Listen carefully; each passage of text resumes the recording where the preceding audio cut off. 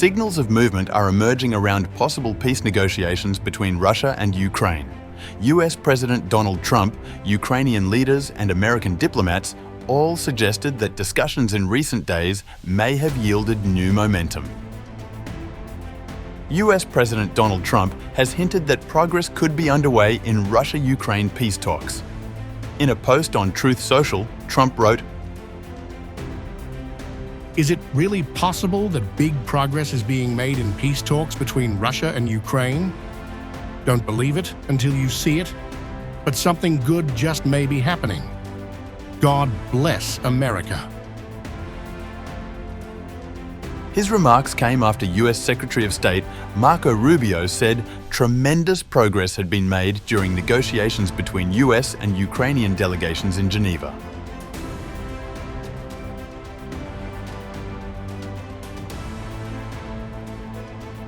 But even as diplomatic activity intensifies, Ukraine insists its fundamental positions have not changed.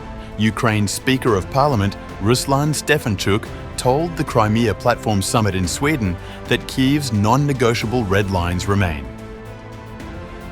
Stefanchuk emphasized that Ukraine is ready for substantive negotiations, but only within the framework of nothing about Ukraine without Ukraine. We are ready to move towards a genuine peace, and we've always said that, but allow me to set out our key principles and priorities.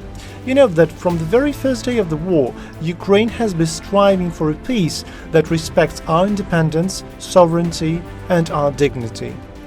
Ukraine is ready for substantive negotiations on ending the war, including at the level of leaders.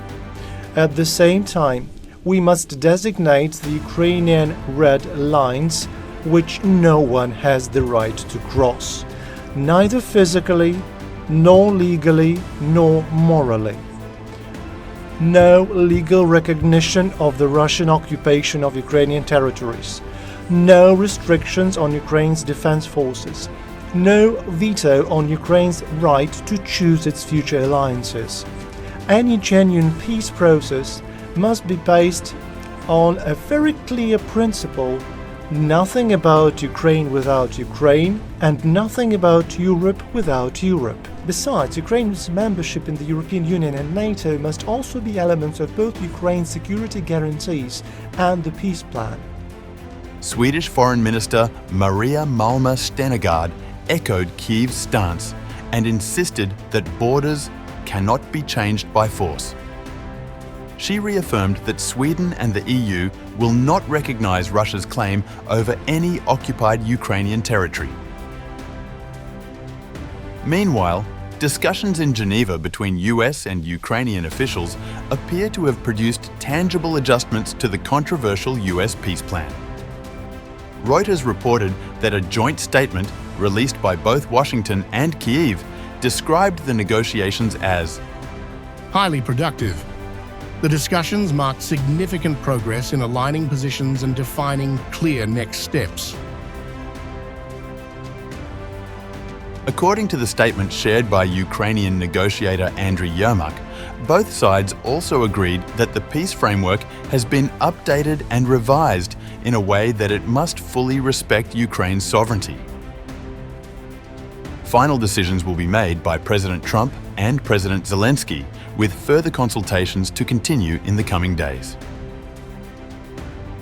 The earlier 28-point US proposal had faced sharp backlash in Kyiv for asking Ukraine to cede territory, limit its military, and abandon its NATO aspirations. European officials have since drafted a modified version of the plan that pushes back on territorial concessions and proposed limits on Ukraine's armed forces. Secretary Marco Rubio said substantial issues, however, remain unresolved, but he noted significant narrowing of disagreements. Rubio suggested a hoped-for deal by Thursday may be possible. Meanwhile, in a post on X, Ukrainian President Zelenskiy publicly thanked Washington and Trump personally for the US support. Ukraine is grateful to the United States, to every American heart, and personally to President Trump for the assistance that, starting with the javelins, has been saving Ukrainian lives. While emphasizing gratitude to Europe, the G7 and G20, Zelensky stressed peace must be dignified and Russia must be prevented from ever reigniting the war. With Trump hinting at a potential breakthrough, Ukraine reinforcing its red lines, and US-Ukrainian negotiators agreeing on a revised peace framework, diplomatic activity appears to be accelerating. But profound questions remain, especially on security guarantees, territorial status, and Ukraine's future alliances. For now, the path to peace remains uncertain, but more coordinated effort between Washington, Kyiv, and European partners is clearly underway.